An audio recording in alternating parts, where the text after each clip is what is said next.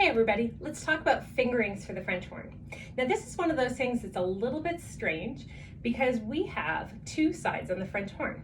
And if you're wondering what I'm talking about, if you see my French horn, and maybe yours, there's these two sides of tubing. And one is a little bit longer and one is a little bit shorter. If you look on yours, the shorter tubing is always going to be on the underside. The French horn has what we call an F and a B flat side. And it sort of lets us play high notes easier. There's a way more difficult explanation for it, but we're not going to worry too much about that. Basically what it means is if we're trying to hit any notes from A flat, the A flat or A that is second space on the treble clef or higher, we're going to use that B flat side of the horn, the shorter side of the horn. So just think of it this way. If you think of a piccolo player, their instrument is a lot shorter than a tuba. So we're going to try and be short like them to make it easier to play high. So when you see fingerings or fingering charts, you'll see a line that says F fingerings and a line that says B flat fingerings. And often the B flat fingerings are in brackets.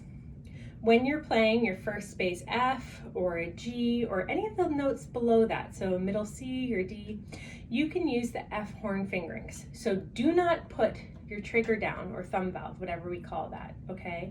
You're going to just use your first, second, and third valve. And sometimes you use them in combination. Now, one of the weird things about French horn that makes it so cool, but also so weird, is that you can play so many different notes with the same fingering combination. So if I play an open note,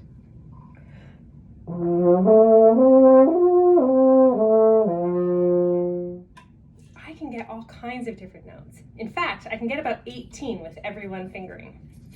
So we're going to have to learn how to match the notes with the pitches that we're hearing, whether it's on a video or in band class or with the person next to you.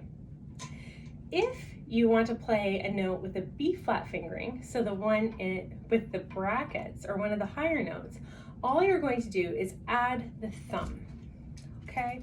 So anytime you see that fingering, add the thumb on, okay? So this is only for the higher notes. There are some very special low notes that we'll use them for, but you don't need to worry about that just yet.